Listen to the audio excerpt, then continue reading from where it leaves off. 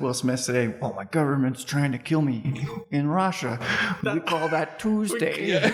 But you Americans, that hurts your feelings. And I was like, yeah, that's awesome. That was my favorite line of the entire Fucking movie. Russians, man.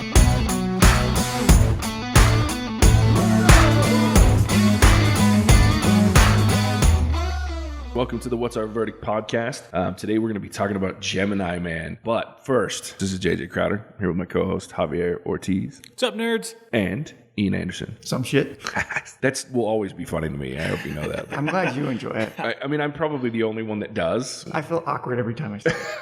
That's why I believe that about you. You look a little awkward when you say it. But I'm glad that you're getting out of your shell, right? Like, we're forcing you into some discomfort, and I'm okay with that. I live for that shit, JJ actually. lives to be a bad influence I on do. good people. It is like my favorite thing in the world to go, yeah, you see that? That was my bad. Speaking of my bad, Gemini Man. Oh, jeez. I did kind of force us to watch this movie. So let's talk about it. It was released last year, 2019. Written by, and I didn't know this until I watched it this morning, and then I went, oh, it makes so much sense when I looked up who wrote it. M. Night. No. Wow. Worse. So, jumped in. Because he's the worst director of all time. except for like two movies. Except for two movies where, I mean, like, law of averages at that point. Yeah, exactly. Right? You make enough movies, one is bound to be good. Blind squirrels and all that, right? I didn't realize how much me and Javier disagreed with stuff in life until we started this whole podcast. I know, it's interesting, isn't it? Yeah. Dude, anyone who likes M. Night movies should not be able to vote. Like, I'm sorry, man. You don't have the maturity needed to do that. Okay, so Gemini Man, released in 2019, written by David Benioff. I don't know who that is. We'll talk about it. Billy Ray and Darren Lemke. So I don't know Billy Ray, Darren Lemke. I didn't even take time to look because I just don't care based on the fact that they co-wrote this movie.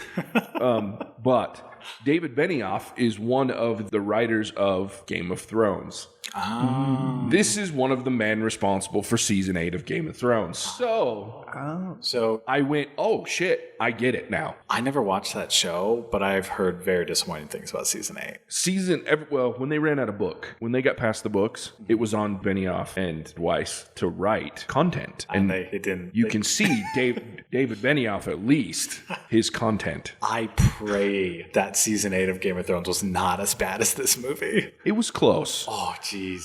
It looked much better, obviously, but coherence-wise, it was bad. So, before we get too far, this movie starred Will Smith, Mary Elizabeth Winstead, Clive Owen, and Benedict Wong, who was probably the saving grace of this movie, by the way. I agree with that. What was the chick's name? The main? Mary Elizabeth Winstead. Yeah, I liked her. Yeah, she was pretty good, too. I thought she was the saving grace of this movie.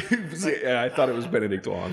Henry Brogan, he is an aging government assassin, former Marine, who's struggling and losing his touch and decides to retire. His last kill and an old Marine friend have put him in the crosshairs of the government he served for 25 years and a private mercenary contractor who used to be his former commander. That commander being Clay Varys, who is played by Clive Owen. After a failed assassination by the government, Clay takes command and sends in Junior, a clone of Henry, who was created and raised by Clay to be the best killing version of Henry. And at this point, we jump off to Gemini Man, and I will get started. If you haven't figured out by my intro, I hate this movie. No matter how much I wanted to love this movie, I hate this movie. I would love for somebody to find me somebody who enjoyed this movie. I don't know if that's They got to be out there. It's got to be the people that just love Will Smith and they just think he does no wrong because that's what they love. They just could watch Will Smith in anything because this movie's bad. I still kind of think that a little bit. I love Will Smith. Yeah. I think he's great in almost everything he does, but he's had some shit movies. I literally, throw that out there. When we decided to watch this movie, I was like, yes, Will Smith times 2.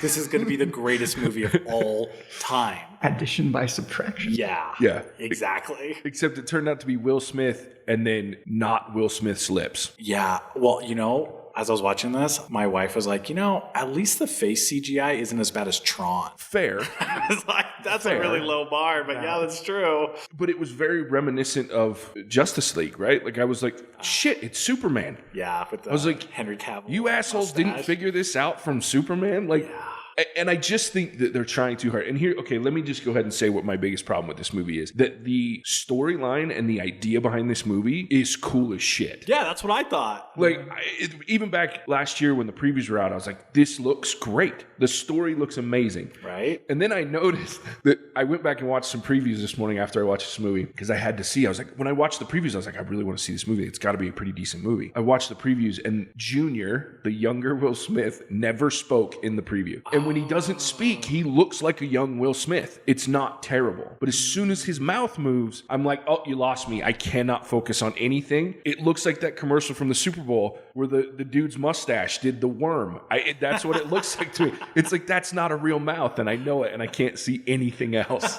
Not only that, one thing I noticed was his dialogue was super childish. Like when it was almost like they were trying to make him sound even younger by what they gave him to say. Like, oh, you're not going to catch me, old man. Yeah. He's like swimming away in the And he's like 25, right? He's like my age. 23 years old. Yeah. So bad. While we're on the topic of CGI, my notes literally say motorcycle chase, dash, bunch of crappy CGI. Cool fight, more shitty CGI. And then my next note is, why is there so much fucking CGI? Like, can Will Smith not choreograph a fight anymore? That whole fight was like not real. All of the fights, even the one in the catacombs, that's what was I'm talking CGI. about. And I get it. I'm the same way. I'm like, okay, I know that I've seen these movies where they do like the younger versions and they do the CGI. There's got to be a stuntman that they can cut the hair right, and make this man and look just not show his face. Exactly. Just some camera work. I'm okay. I get it. I understand that there's going to be certain situations where you can't show me Junior's face because it's not Will Smith. And your CGI, our CGI technology is obviously not there enough to do this correctly. Understand that and trust me as a viewer to be sympathetic to the fact that you have this cool idea. You have probably one of the better actors for this movie to do this, but you're not quite there with the technology. Don't overload me on the technology that you obviously suck at. Yeah, it was bad. God, it was terrible. And it was fast. Yeah. Right? Like, that was a big critique for me in that catacombs fight. I'm like, okay, the CGI, like, I guess I can get because Will Smith is like 90 now. Like, I don't know how old that guy is. 51, actually. That's why they kept bringing that number up. Yeah. His age. And, but it was so fast. And I felt like it went against the idea of the movie because Will Smith is not like a super soldier. No. And neither is his clone. They're like humans, but they're like punching through skulls and they're moving like super fast. I'm like, this just doesn't make sense. I think it was a good illustration, or one of our prior episodes we talked about The Witcher and Henry Cavill and how he did all of his stunts and the difference that can make in a movie. Seeing the stunts that Henry Cavill did in the sword fights where you can see his face, you can tell it's him, where this was CGI, and it just, when they started in the motorcycle part, I was getting really excited. I was like, okay, my rating's not too much into the toilet yet. And then it got going and I was like, no. That's like exactly like, I thought the beginning of that movie was awesome until that motorcycle scene. And then it just drastically went downhill from there. But okay, so this is why I think, what's her name was the saving grace of this movie? Yeah. She pulled out that dude's fucking teeth.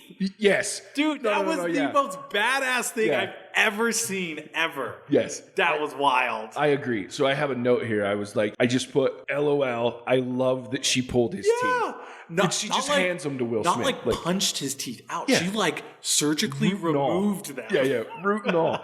Here's your teeth, and then hands them to Will Smith casually. Amazing. Like, just fucking drops them in his hand. He's like, what the fuck? She's like such a badass character the whole way through. But I also like that she was like scared. That same scene, she's like making that threat, like the threat that he made to her previously about taking his teeth. And her hand is like shaking and like holding the gun. Dude, this chick is a trained operative. She's clearly the most badass person here. And she's still kind of scared. I'm like, I respect that. And I'll tell you, the whole scene, I was worried that Will Smith was going to pop in and save her. Me too. And so I was like, I'm so glad they let her finish this whole just beating this dude's ass. Yeah. I love that. I like that part. The part I had trouble with is she gets shot in the leg, right? And she puts on a tourniquet. Oh, and I was like, I knew you would have something to say about that as I'm watching That's this. why we keep him here, right? He's got some knowledge we don't. She ties the tourniquet, and I'm like, oh, this is cool. She's actually like tightening it up. She's getting like a screwdriver. Yeah, and she's twisting making it. And then right after that, she stands up and continues the rest of the movie like nothing happened. Yeah. I know.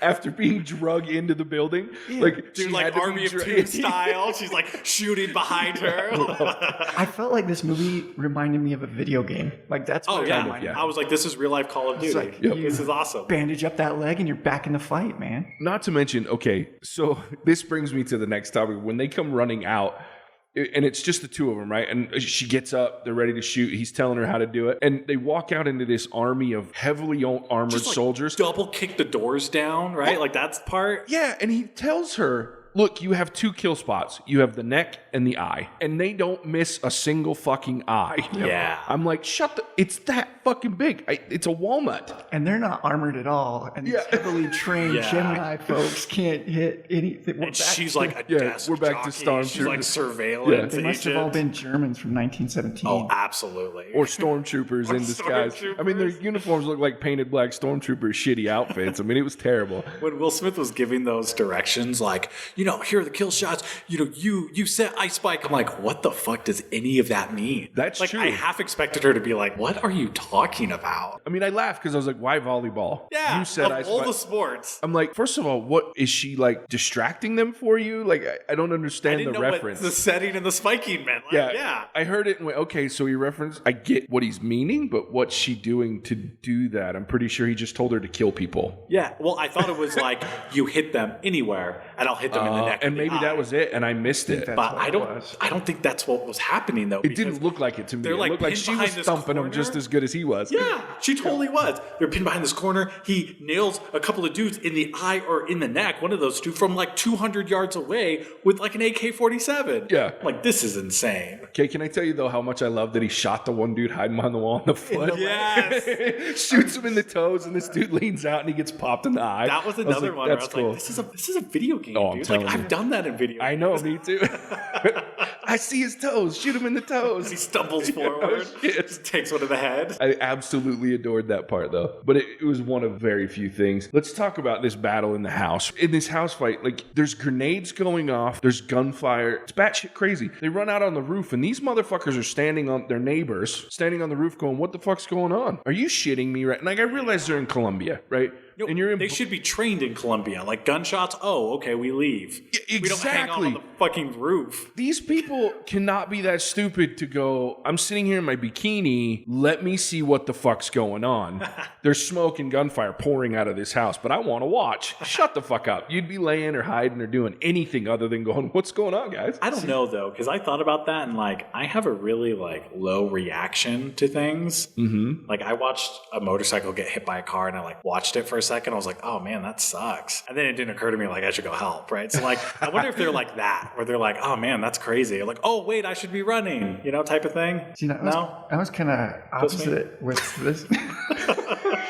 Just you, Javier. Just you. No, that makes sense. It's always, you're the minority here. I'm always the minority here. But I was thinking that when the scene first begins, I felt like there was nobody on the street. Like they did this whole fight scene for maybe a good couple minutes and didn't run into any bystanders in the middle of a city. I kind of thought that too. And then all of a sudden at the end, everybody's running from them, taking cover. There's cars going down the street, and they're stealing cars and motorcycles and all this stuff. And it was like, well, apparently these people only start coming out once the gunfire starts. Or when they need to steal a second motorcycle because they just blew their other one up. Like, it's like, oh, how convenient for you. And he stole it from like the cops or something. Yeah, like some kind of safety patrol or something. He does this flying knee to the face. Yeah. I'm like, that was a little overkill. This guy was just minding his own business. Doing his job. Here comes the super traffic knee. tickets. Oh, fuck. One part about the motorcycle chase I thought was cool. I don't know that it's realistic. Well, let me rephrase that. None of this was realistic. Yeah. But when he, young Will Smith Jr., like revs the motorcycle and like launches it at Henry and into the car and all that, I thought that was cool. I liked it when he just whipped him with it. And I was like, what kind of man can take like a right hook from the back of a motorcycle? I love when he sweeped the leg. I was like, he just fucking Karate Kidded this dude with a motorcycle. Totally Sweep the leg. I was like, oh shit. And then after he got his ass beat, Will Smith has the power to like straight plank himself into the air over. I'm like, hold on. The man's 51 years old. I did too. Like, this is ridiculous. I did too. All right, so we've lambasted this movie, and obviously there's problems with this movie. What are some things that you did like about this movie? Dude, his home defense system is like my dream. He's got like perimeter defense. He rolled out of his bed and opened up a hatch. I was like, oh, that is awesome. Yeah, that was pretty cool. Like whatever he's got underground tunnels. He's got just a duffel bag full of guns. Yeah. Like, that is the most Texan thing I've ever seen. Like, that is baller. Mine's really random, but do you remember Yuri, the random Russian guy? In like the bathhouse? Yeah. He might have been my favorite character. I'm a long-time listener, first-time I did laugh at that. I was like, that's clever. And then what does Will Smith say? Oh, my government's trying to kill me in Russia. We call that Tuesday. But you Americans, that hurts your feelings. And I was like, yeah, that's awesome. That was my favorite line of the entire movie. Russians, man. I will say the dialogue in this movie, wasn't terrible. It had some good moments, especially the comedic dialogue. And then I was going to bring up, for one of the things that I liked is, if Will Smith has one thing going for him, is that dude can deliver a monologue. Yeah. Like, he can pull some emotions out of it. Like, almost every movie that I remember even hating, I think the only movie I can't think back on and go, he had a moment where I just was like, wow, he just delivered that shit, was Wild Wild West. Because there's just no redeeming qualities about that movie at all. This movie, like when they're in the catacombs and he's got this kid dead to rights, he's explaining himself to Junior. He's telling all these things about it. I'm sitting there going, and they're both getting emotional, and because there's the truth there. And I'm sitting there watching them going, I was like, ooh, I'm getting goosebumps, and I'm feeling a certain kind of way. I was like, man, Will Smith, and I wrote it down. Will Smith can deliver a fucking monologue. Yeah, he can act. Yeah, man. I give him that. When he needs emotion, and that goes back to like the Fresh Prince days. Yeah, like, do you remember that scene? And I'll never forget it. I watch it all the time. When his dad leaves, dude, and that is heartbreaking. Oh my! Have you seen this? I haven't seen it. Dude, you have to watch it. I will YouTube it for you after we're done recording. It's the craziest thing I've ever seen, and I tear up every time I watch it. I've seen it 1,000 times. I'm getting goosebumps right now. I know, just thinking about it. Wow. And to me, that was the first moment, and this is a 25-year-old Will Smith in this show, if he's even that old, and he just has this moment where you just go, holy shit. And that's the kind of Will Smith that you see in that moment. Yeah, and then that's the end of the episode. It's crazy to watch, and like he can pull emotion out. So I really like when he was doing his thing as an actor, he did it really well. I think another thing that I liked about that part, whereas you have these movies about this like weird, estranged soldier who does a bunch of top secret shit, and you just know that he's broken, but you never really figure out why. Yeah. Right? You just chalk it up to like PTSD. Sure. But this one, like, he literally goes line by line of like all the things that bothers him as a person and all the things that has made him broken, right? And all the things that he wishes he had, but he doesn't. And so you really got a really cool behind the scenes look at what this character was struggling with. And I really appreciated that because like a lot of these dudes are just like, yeah, he's broken. That's why he kills people. That's all I need. Yeah.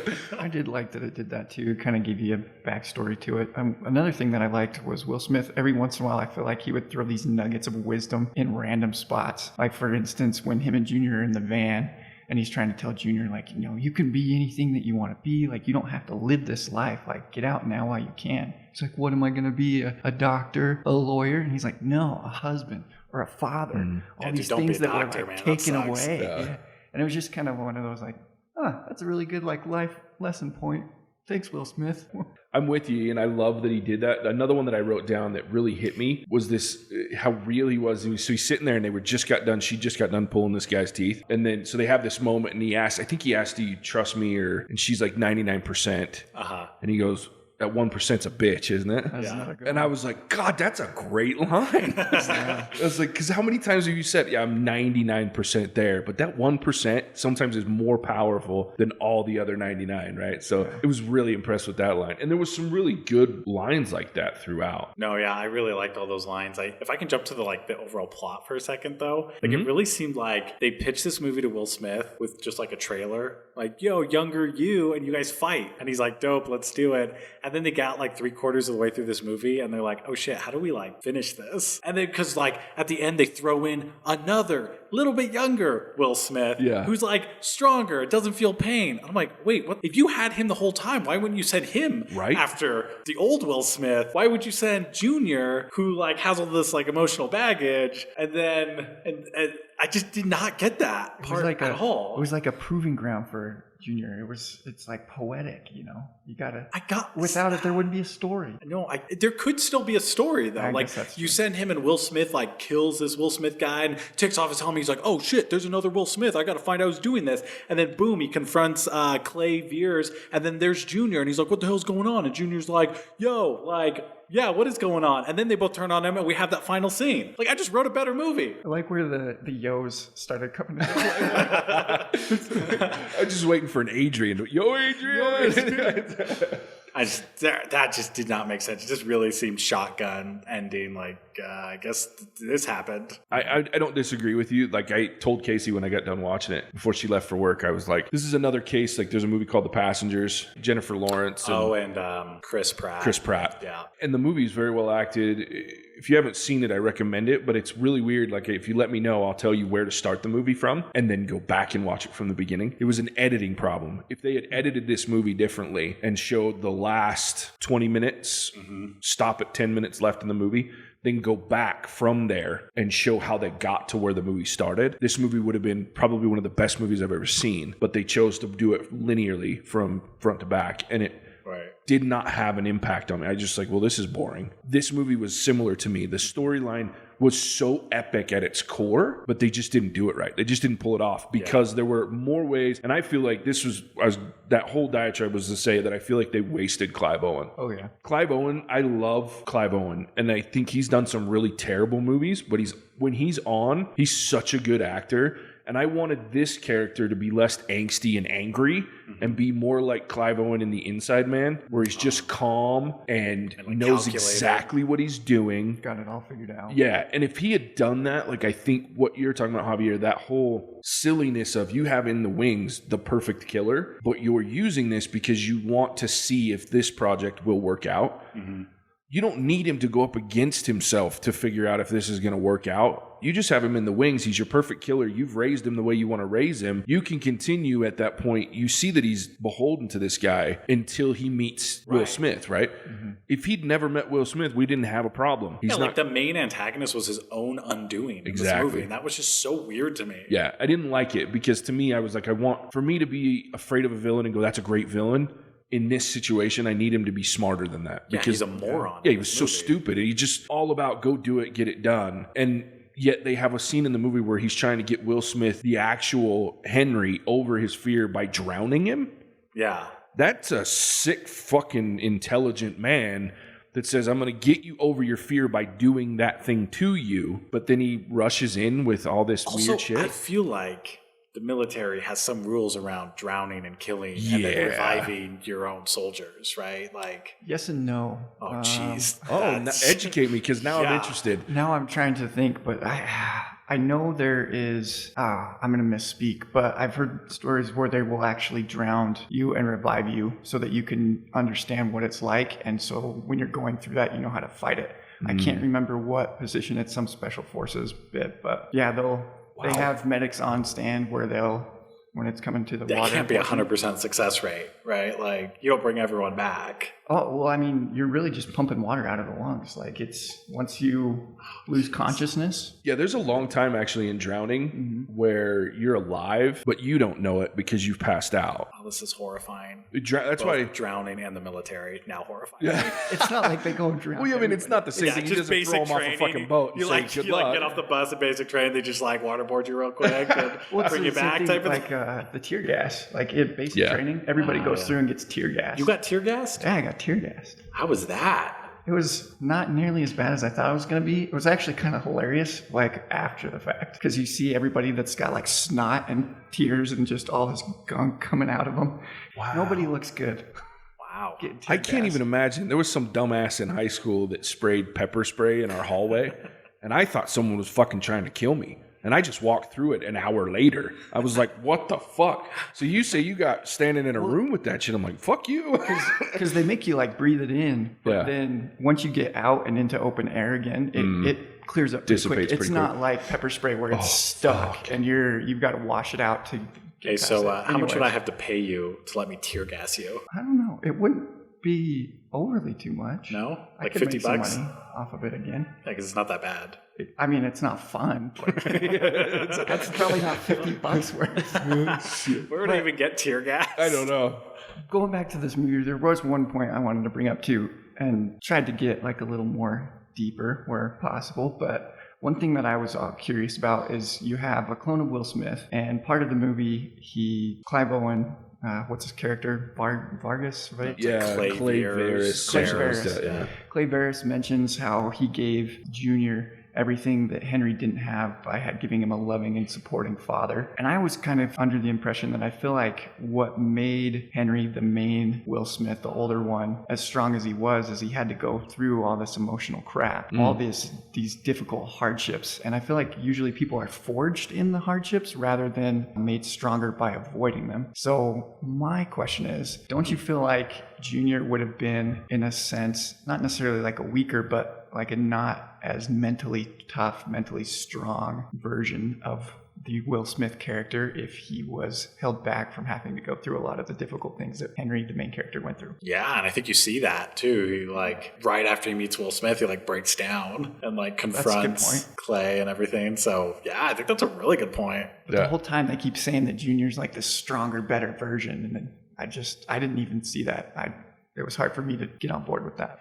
Yeah, I agree with you. I didn't think of it from that perspective. That I really like looking back on. Oh, you're not wrong. He was much weaker. He didn't have that. He didn't know who he was. That was the thing that I noticed. Now that you've said that, I think back on and go, this kid had no idea who he was, which was it even makes that monologue I was talking about even more interesting now, because that's the first time he actually started to figure out who he was, right? It's like, these are all the things that are true about me that I didn't even know, because it's not like he can go tell Clay Varys about all these insecurities and that doubt that he's talking about. So I really like that perspective. I think that makes that character dynamic between the two of them even stronger for me. And it was probably one of the only things that I enjoyed of that movie, is if I closed my eyes and listened to them talk to each other and not looked at Junior talk. That was a struggle. Yeah.